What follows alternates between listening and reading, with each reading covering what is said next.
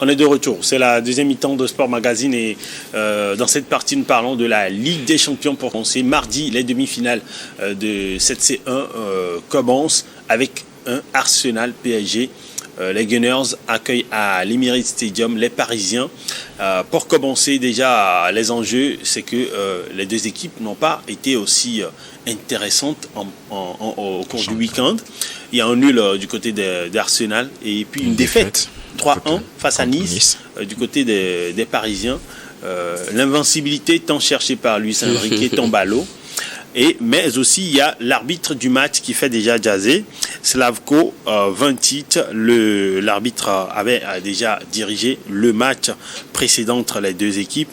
Le Slovène a dirigé la victoire 2-0 des Londoniens face aux Parisiens. Et c'est intriguant parce qu'il y a beaucoup d'internautes et puis de fans qui s'interrogent sur le fait que l'UEFA ait pu choisir ce même arbitre pour quasiment un même match, puisque c'était aussi à Londres. Est-ce qu'on peut déjà avoir un mauvais présage pour les Parisiens?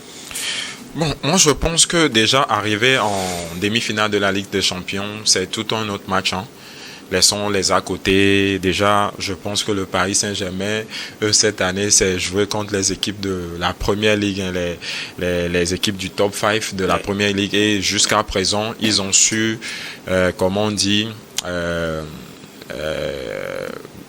passer cette étape. Donc, je pense que pour le côté arbitrage, moi, je ne vais pas voir ce côté. Moi, il faudrait juste que cette équipe du Paris Saint-Germain se concentre.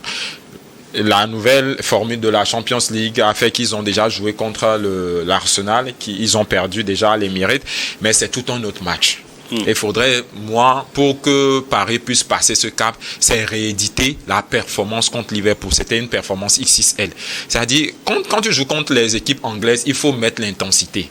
Quand tu ne mets pas l'intensité, surtout contre cette équipe d'Arsenal qui a une... Bon, ce sont les deux équipes jeunes de la compétition quand même, mais il faut mettre de l'intensité. Et je pense que Luis Enrique saura encore passer le discours pour pouvoir passer cette étape. Donc, côté arbitrage, moi, je pense que ça, ce sont les à côté. Déjà que l'UEFA même ait choisi cet arbitre, je pense qu'ils savent ce qu'ils font. Et il faudrait oublier carrément ce côté, comme l'a fait le Real Madrid, oublier le côté de l'arbitrage et aller jouer sur le terrain, selon moi. Alors, Vicente, j'en viens à vous. Votre analyse d'avant-match?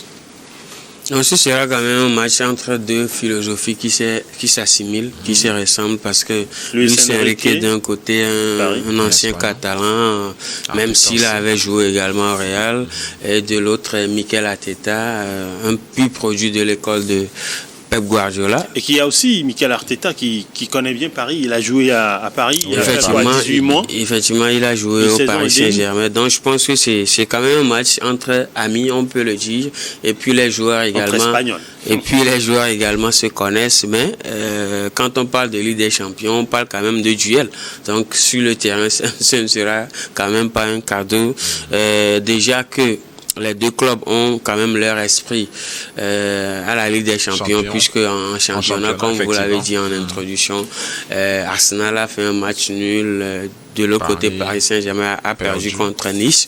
Donc, je pense qu'on s'attend quand même à un match alléchant, surtout qu'on est en Ligue des Champions et qu'il y a un billet pour la finale. Donc, voilà, ça va pas se pardonner. On attend quand même de pied ferme ce duel entre Parisiens et Gunners. Je pense qu'il y aura un petit bémol, c'est l'absence au milieu de Thomas Partey, qui va beaucoup jouer sur ce match, parce que Thomas Partey arrive à calmer le jeu, le rythme, un nouveau tempo, et la bataille du milieu dans ce match fera la différence.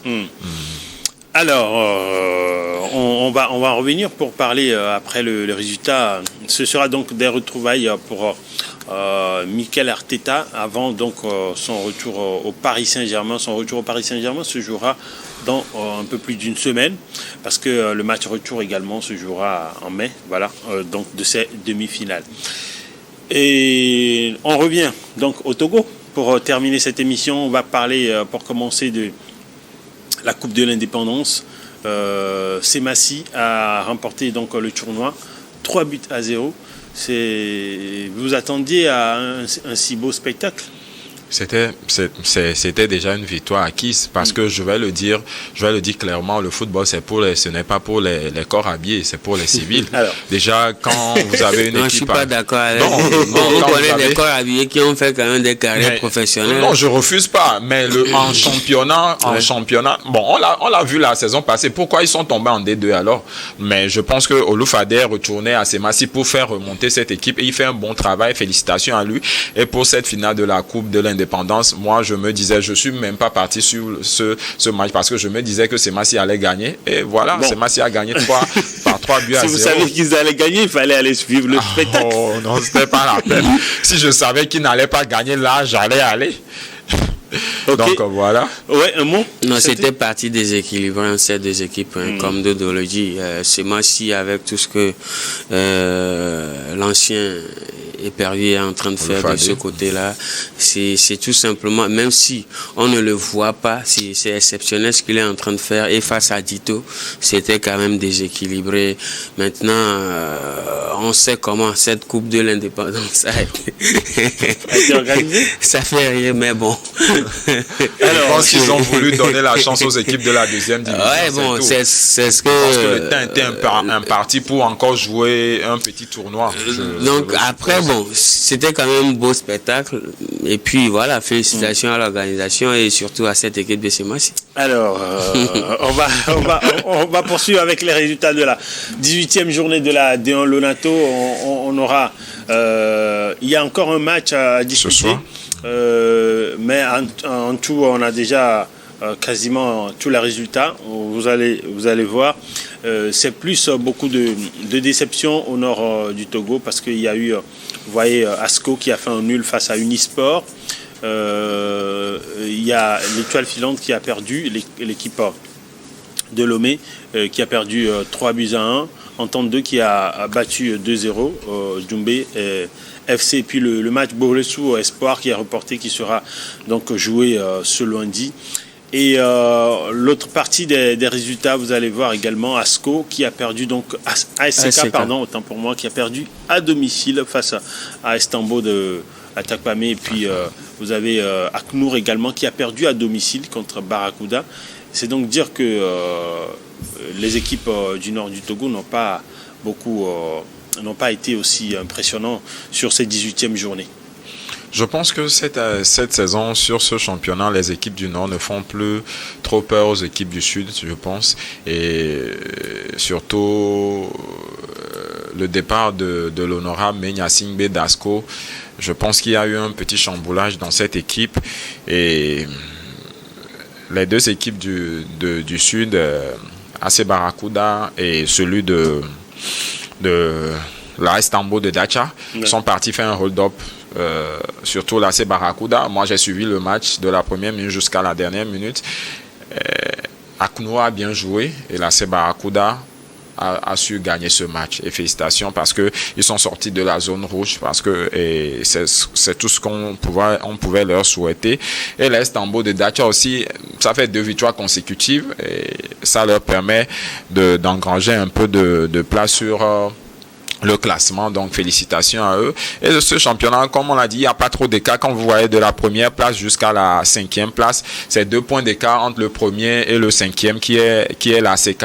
Donc vous voyez, c'est un championnat très serré cette saison où c'est indécis. À la phase aller, c'était l'entente qui avait pris les rênes. Maintenant, c'est l'OTR avec ses jeunes, avec la nouvelle philosophie du président qui est en tête de ce championnat. Mais on attend surtout le match de ce soir, Espoir de Zio contre Bolossou, un choc à Aneho pour avoir le classement définitif de cette 18e journée. Oui, justement parce que Espoir est toujours au sommet avec 29 points avec un match en moins et à égalité avec Unisport et Asco de Kara qui ont également 29 points mais qui ont déjà disputé leur 18e journée et donc remporter un match, une victoire face à Gbolessou à l'extérieur serait donc très bénéfique pour Espoir, fort de s'échapper au sommet du classement. Ils auraient 3 points d'avance donc sur le podium. Alors un mot, Vicente? Non, ce qui est intéressant, c'est que cette fois, c'est une histoire de chaise musicale. Ce n'est plus Asco.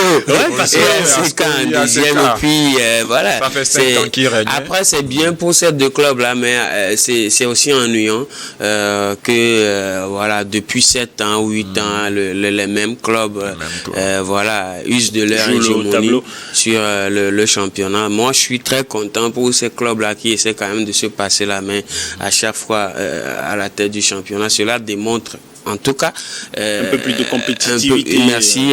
Et cela fait vendre beaucoup plus le championnat. Sauf que bon, notre championnat n'est pas encore à une étape professionnelle, mais je pense que ça rend intéressant la chose. Et puis voilà, à la fin de la saison, on verra bien qui de espoir d'entendre depuis ce qu'entendre également était à la avec tête. La victoire. Donc on verra bien si vraiment Asco et ACK pourront revenir aussi. Ouais, pourquoi pas. De toute façon, tout est possible et en attendant de voir. Et puis, l'important aussi, c'est que cela puisse rejaillir sur les compétitions continentales parce que ça ne sert à rien d'avoir... Déjà sur l'effectif ou les effectifs de nos équipes nationales différentes. Ouais, pourquoi pas, effectivement. Alors, on arrive quasiment au terme de cette émission. Dodo Aziadou, un mot pour terminer. Oui. Forcément, oui, un petit clin d'œil, ça fait 65 ans d'indépendance pour le Togo, félicitations à nous. Et ça, on espère que les choses vont changer, surtout du côté sportif. On en a vraiment besoin parce que quand vous voyez tous les autres pays, le sport donne un nouvel élan à tous ces pays. Donc on espère que ces 65 ans, nos gouvernements verront beaucoup de choses pour pouvoir faire évoluer le sport au Togo. Et puis un clin d'œil aussi au tournoi de la solidarité, la 2e édition qui s'annonce pour les vacances. On attend vraiment les vacances pour ça. Et ça s'organise à Kégué sur le terrain de Nazos. On appelle là-bas le Wembley du Togo. Donc bientôt la 2e édition et vous serez invités. Vous serez nos invités d'honneur quand même. Pourquoi pas. Je suis en collaboration avec un partenaire donc là-bas. Et pour ce tournoi de solidarité, qu'est-ce que vous quelle promotion vous faites? Tournoi de petit poteau ou grand poteau? Non, c'est un tournoi de grand poteau. Combien d'équipes la première édition a réuni 16 équipes. Donc, de Lomé uniquement? Oui, de Lomé uniquement. Donc on essaie de voir s'il y a certaines équipes de l'intérieur, mais si les équipes de l'intérieur viennent s'engager, c'est toujours des dépenses, mais on espère quand même qu'on aura une équipe de l'intérieur et je pense à M. Alouka spécialement. Pourquoi pas pour cette édition et voilà un peu. Et ça fait toujours plaisir c'est voilà des initiatives pareilles qui aident le football togolais, pourquoi pas. Parce que ça fait j'en ai également. Non, mais il faut quand même dire que on ne va pas quand même cesser de le dire. Le football ou en général le sport est un vecteur de développement. Et il faut que les autorités comprennent cela. C'est vrai qu'il faut investir dans l'agriculture, dans l'économie, signer des collaborations extérieures, des partenariats collatéraux, etc. C'est bien beau, mais il ne faut pas oublier que le sport et la culture sont quand même deux vecteurs de développement d'une nation. Et surtout d'autant plus qu'on est en Afrique, on a vraiment besoin que ces deux secteurs-là soient vraiment valorisés et qu'il y ait beaucoup plus d'investissement dans ces secteurs-là. Donc, étant donné que le sport est un vecteur, c'est pour cela que nous aussi avons organisé un tournoi de football chrétien. Pourquoi pas, vas-y. Oui, on a un tournoi de football chrétien qui déjà sera à sa demi-finale ce dimanche qui vient le 4 mai. Et donc, il y a 2 affiches. Il y a Glory FC qui va rencontrer Rehoboth FC, qui est l'équipe organisatrice du tournoi. Et en deuxième match, on a Lumière FC qui va jouer contre les élus FC. Donc, c'est un tournoi entre paroisses de l'église en mission pour le salut. Prochainement, on va l'élargir peut-être sur les autres paroisses. Pourquoi pas. Et voilà, félicitations à l'équipe d'organisation, au président de la jeunesse de l'église en mission pour sa vision également. Et voilà, et nous invitons tous les riverains du lycée de Bekuta à faire massivement les déplacements pour venir voir ce que le Seigneur Jésus est capable de faire à travers le football. Un quartier qui est animé par le football. Kota, Blogamé, Kodjo Yakopé, Baguidja, c'est des zones sensibles au talent. C'est au nord-est de Lomé. C'est toujours impressionnant de pouvoir vivre ces moments. Merci en tout cas à Vicente d'être passé dans cette émission. Un plaisir. Et d'avoir partagé cette compétition, ces informations sur cette compétition. Merci beaucoup. Helmut. Merci Dodo également d'être passé et d'avoir partagé ces informations avec nous. Merci à toi Helmut et merci à la réalisation pour le travail qu'ils font. Ils sont à féliciter. Effectivement, on souhaite plein succès donc à ce tournoi. Ça fait toujours plaisir de vous avoir, vous, nos chers téléspectateurs également. Votre intérêt pour cette émission est important pour nous. Merci à vous, nos chers internautes également. N'oubliez pas de liker cette émission et de la partager autour de vous. Merci à l'équipe technique et rédactionnelle derrière cette émission. Bonne suite de nos programmes sur Unidad Info.